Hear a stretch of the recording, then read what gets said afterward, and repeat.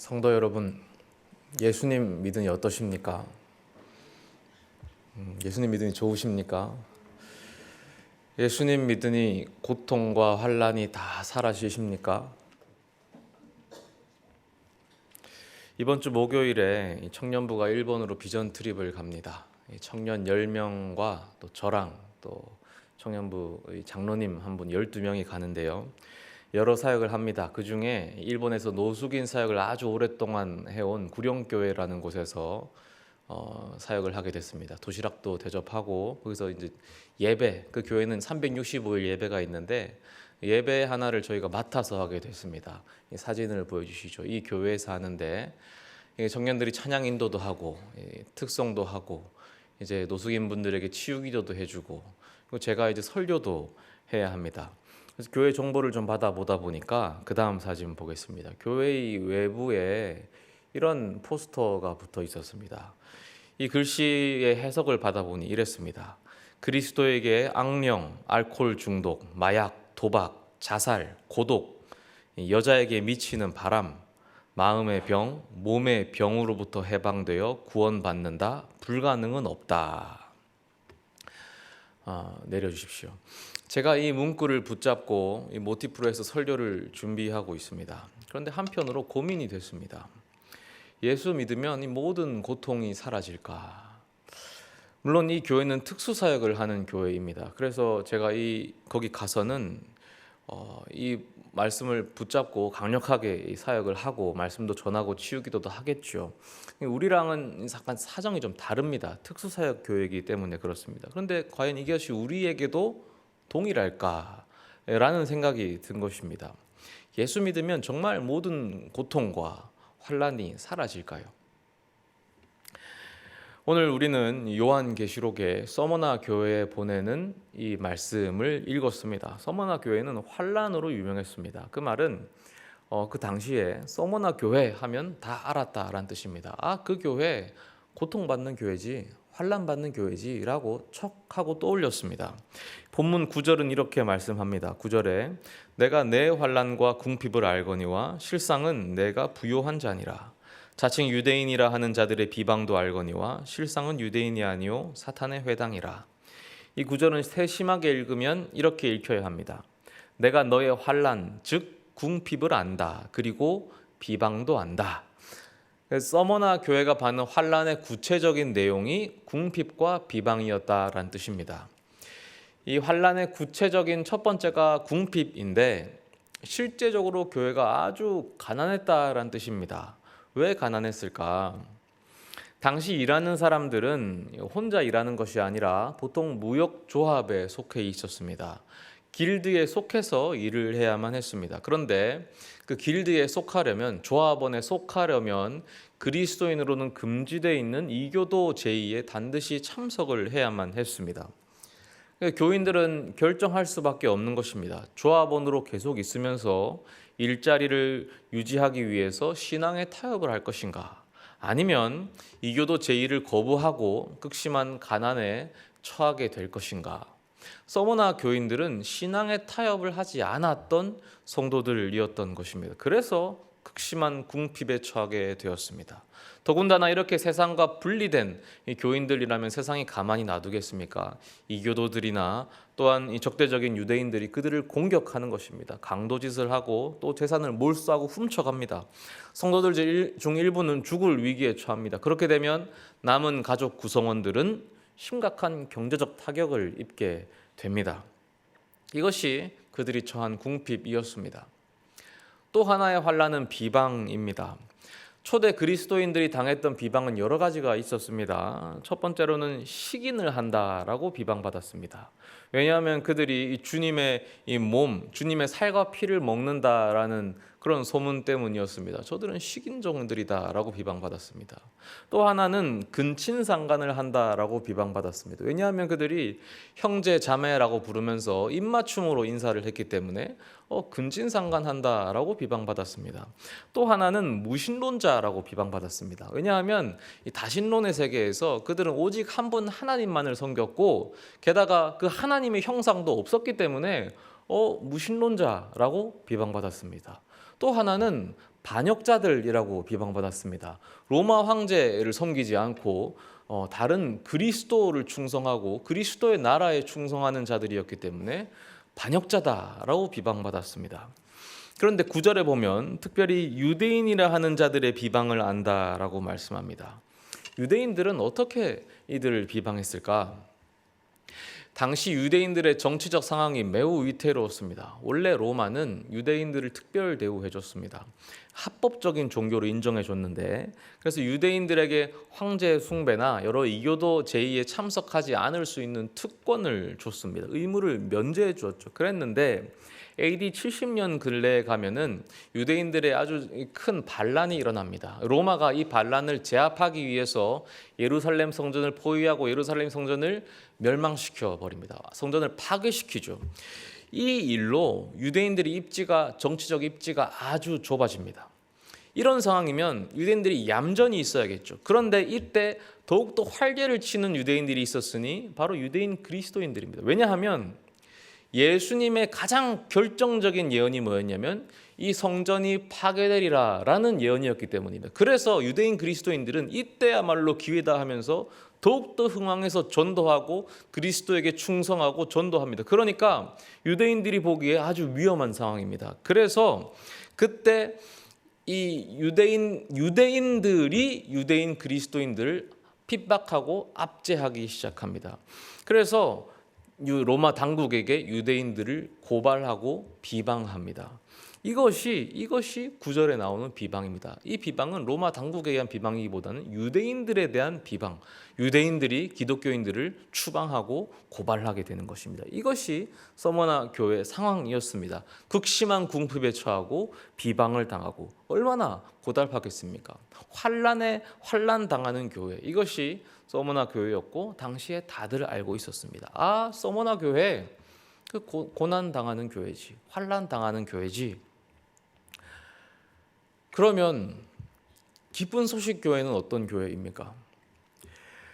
지금 시대에도 각 교회 하면은 딱 하고 떠오르는 교회가 있습니다. 우리 유명한 교회들 다 알지 않습니까? 그 교회들 이름 대면 바로바로 떠오르는 이미지가 있습니다.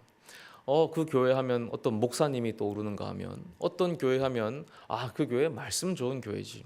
어떤 교회 하면 평신도 사역이 유명한 교회지. 어떤 교회 하면 그 교회는 제자 훈련이 유명한 교회지. 어떤 교회는 셀 모임이 잘 돼 있는 교회지. 등등 교회마다 그 교회의 이미지가 있습니다.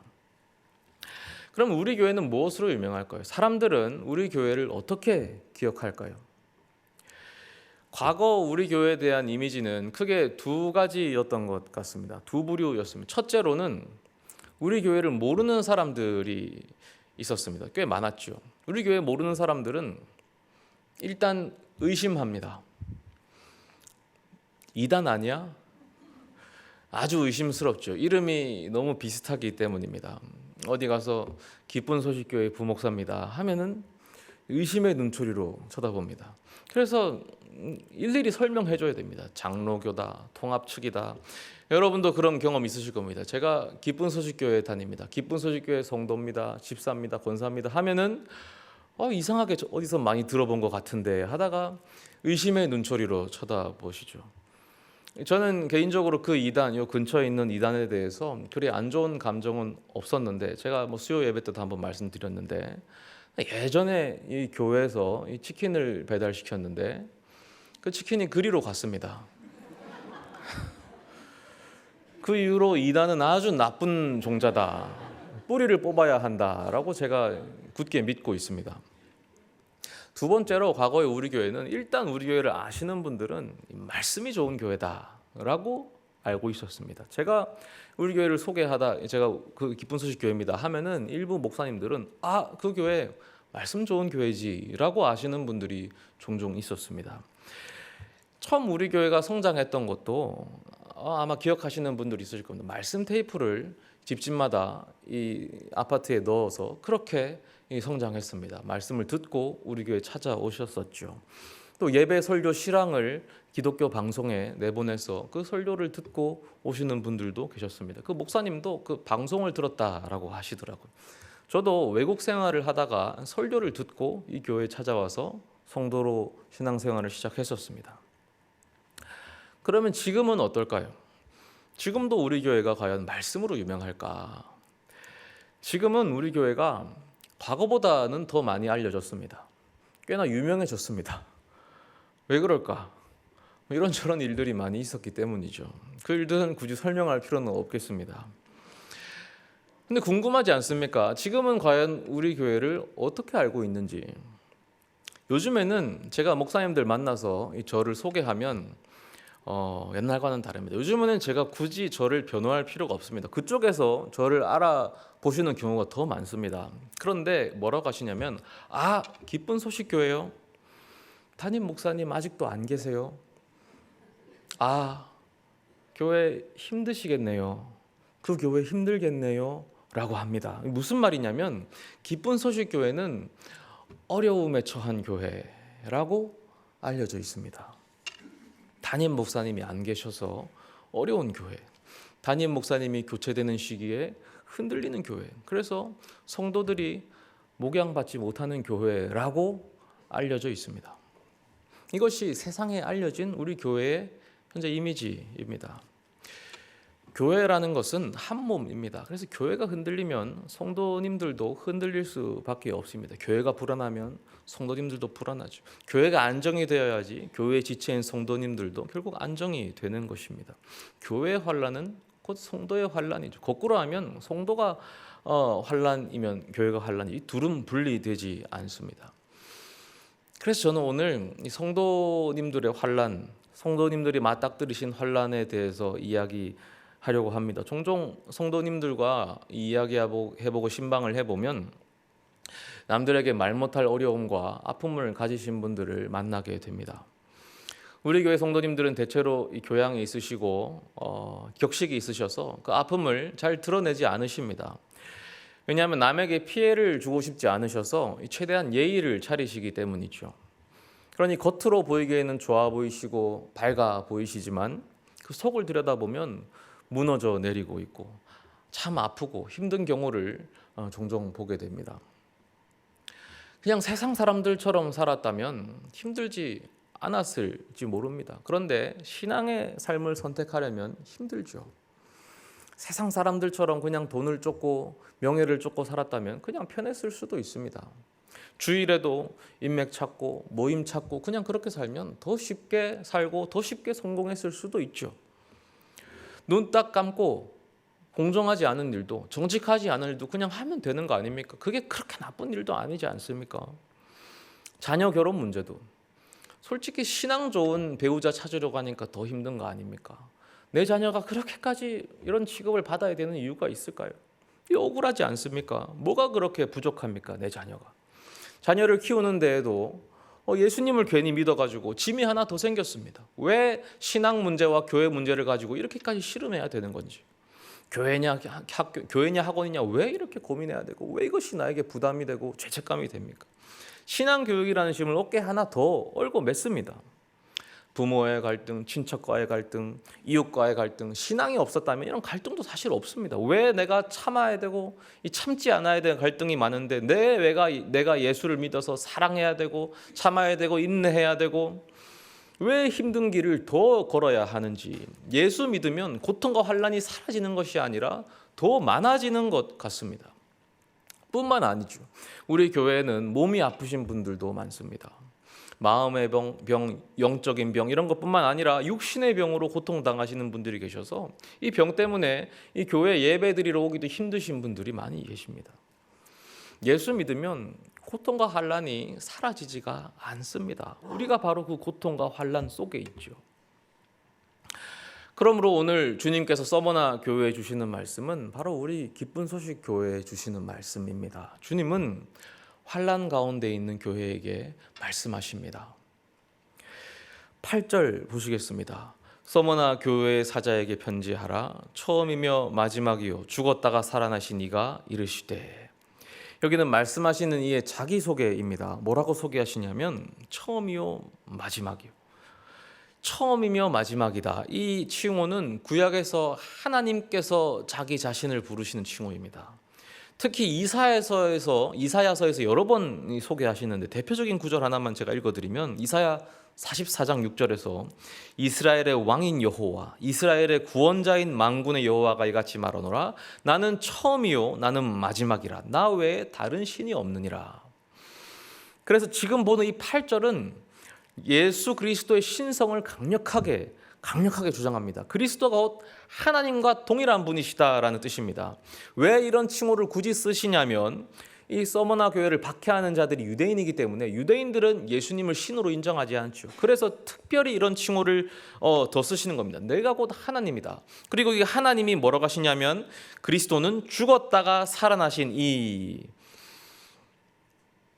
서머나 교회는 지금 죽을 상황에 처해 있습니다. 그래서 더 이런 칭호를 또 쓰십니다. 예수 그리스도는 하나님이신데 그 통치 영역이 죽음에까지 이릅니다.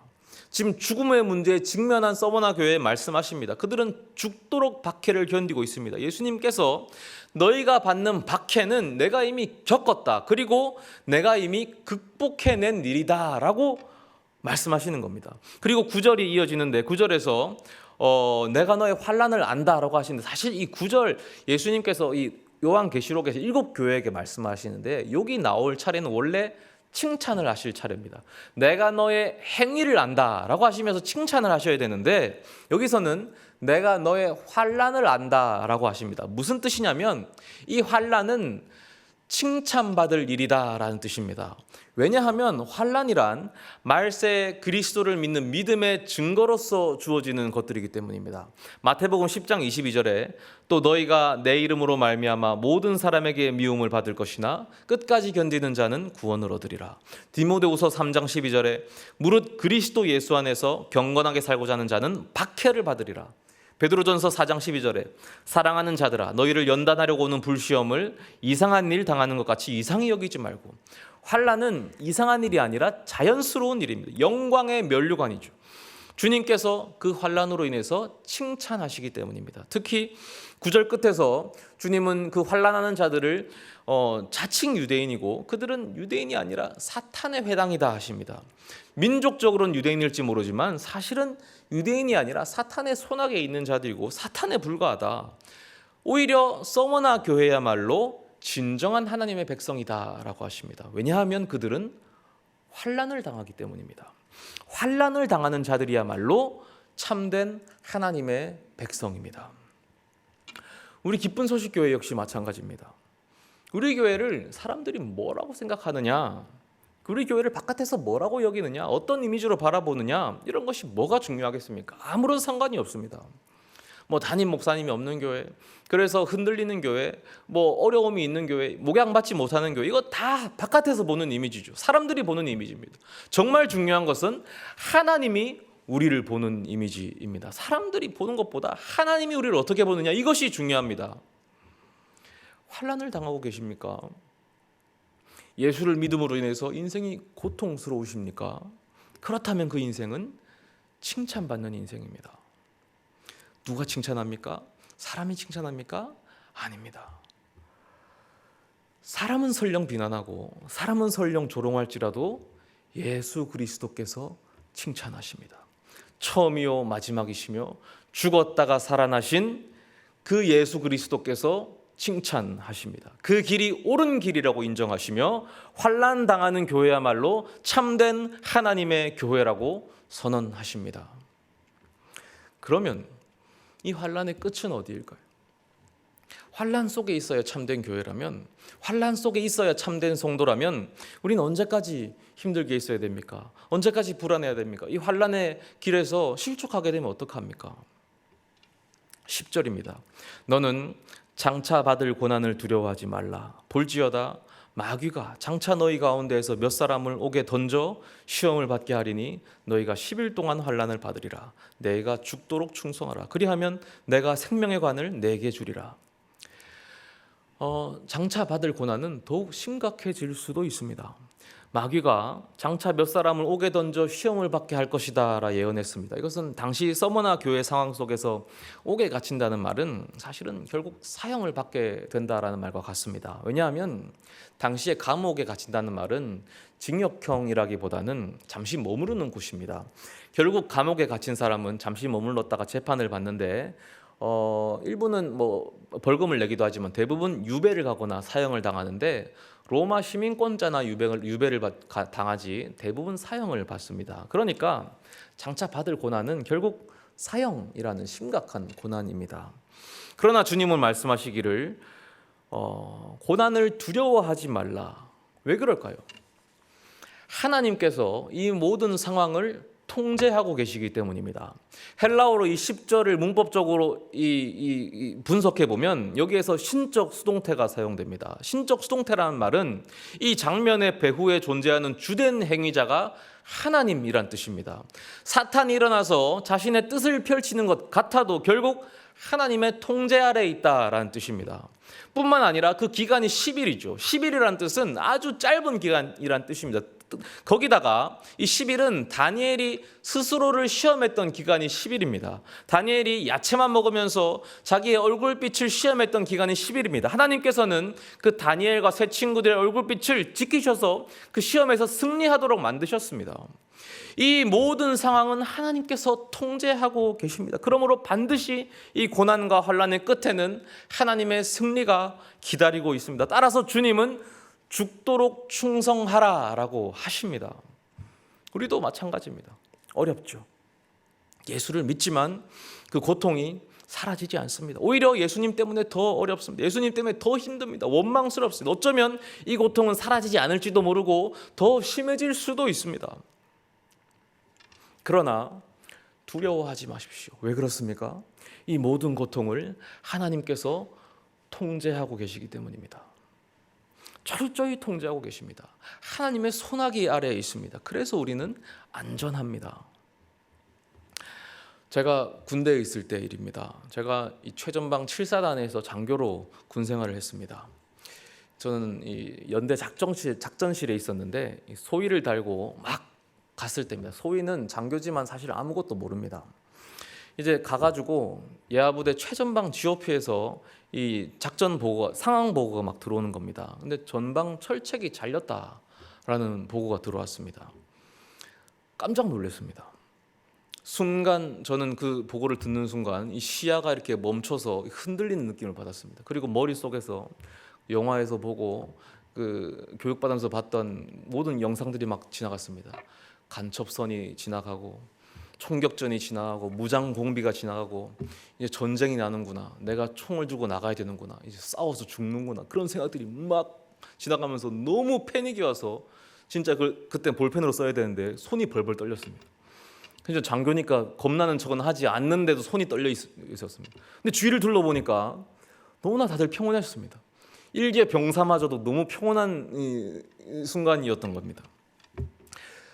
나중에 군 생활을 더 하면서 저도 알게 됐습니다. 별로 놀랄 일이 아니더군요. 그런 상황이 벌어지면 그냥 매뉴얼대로 척척하면 됩니다. 그때도 이제 보고가 들어오면 상급 부대에 가서 확인하는 이제 부대가 있습니다. 가서 확인하고 이게 사람이 자른 건지 동물이 찢은 건지 확인해가지고 철저히 통제 아래에 있습니다.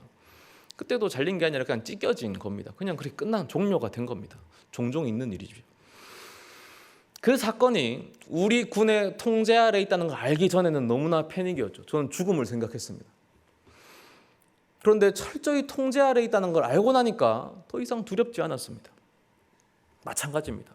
우리가 겪는 고난들, 고통들 전부 다 하나님의 통제 아래에 있습니다. 그리스도께서 처음이요 마지막입니다. 주님은 죽었다가 살아나신 분입니다. 그 모든 상황을 완전히 꿰고 있습니다. 고난과 환난의 분야에서 주님보다 더 전문가는 없습니다. 주님이 최고의 전문가, 주님이 최고의 스페셜리스트이십니다. 그러므로 우리는 주님만 믿으면 됩니다. 주님만 믿고 죽도록 충성하면 됩니다. 그럴 때 우리에게 무엇이 약속됩니까? 첫째, 생명의 관이 약속됩니다. 당시에 운동선수 우승자에게는 화관이 주어졌는데요. 화관은 영광스럽죠. 그러나 꽃으로 만든 것이기에 시들었습니다. 시들고 썩었죠. 하지만 생명의 관은 썩지 않습니다. 영원합니다. 주님 우리에게 영원한 상급을 주십니다. 둘째로, 둘째 사망의 해가 면제됩니다. 비록 이 세상에서 고난을 받더라도 그 고난이 더 심할지라도 하나님의 나라가 약속되죠. 둘째 사망의 해가 면제됩니다. 더 이상 고통과 죽음이 없는 그 하나님의 나라를 우리가 상속받지 않습니까? 왜냐하면 고통을 견디는 우리야말로 참된 하나님의 백성이기 때문입니다. 그래서 우리들 이 예배 드리는 가운데 많은 은혜 누리고 있지 않습니까? 물론 우리 개개인의 삶은 큰 변화가 없을지도 모릅니다. 여전히 고통 가운데 있을지도 모릅니다. 그러나 우리가 모이고 기도하고 예배할 때 주님이 큰 은혜를 내려주지 않습니까? 하나님이 동행하심을 느끼고 있지 않습니까? 하나님께서 우리를 칭찬하십니다. 하나님이 우리와 함께 하십니다. 뿐만 아니라 그래서 우리 가운데 사실 육신의 질병으로 고통받으셨던 분들이 많으시지만 그중에 우리 이영식 권사님 참 아프셨습니다. 아시는 분 아실 겁니다. 그 변이적인 폐렴이 걸리셔서 중환자실에 계시고 66일 동안 병원에 있으셨습니다. 사실은 병원에서도 많은 의사분들도 가망이 없다라고 하셨습니다. 소견을 주시기로 이거 안 되겠다, 포기하자라고 하셨는데 우리 교회 기도를 부탁하셔서 우리가 사실 새벽 기도 나오신 분 아실 겁니다. 새벽마다 이름을 부르면서 함께 기도했습니다. 뜨겁게 기도했습니다. 현장에 나오신 분들은 기도 소리를 들으셨을 겁니다. 함께 기도했더니 건강하게 나으셨습니다. 지난주일부터 우리 예배에 참석하셔서 함께 예배 드리십니다. 깜짝 놀랐습니다. 아프셨던 분 만나. 하나님이 우리의 기도를 듣고 계신다는 증거죠.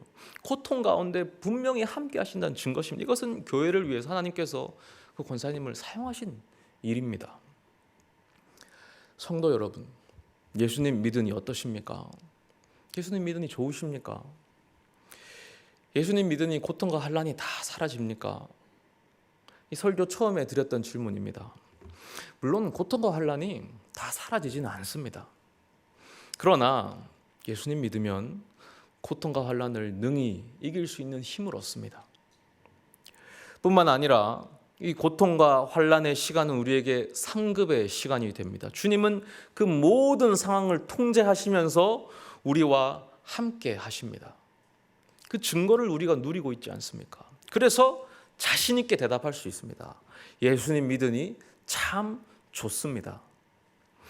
고통과 환난이 설령 사라지지 않더라도 예수님 포기할 수 없습니다. 예수 믿으면서 받는 고통과 환난은 우리의 자랑이요 상급입니다. 그러므로 우리는 주님의 명령을 따릅니다. 우리는 죽도록 충성하는 주님의 성도입니다. 기도하겠습니다.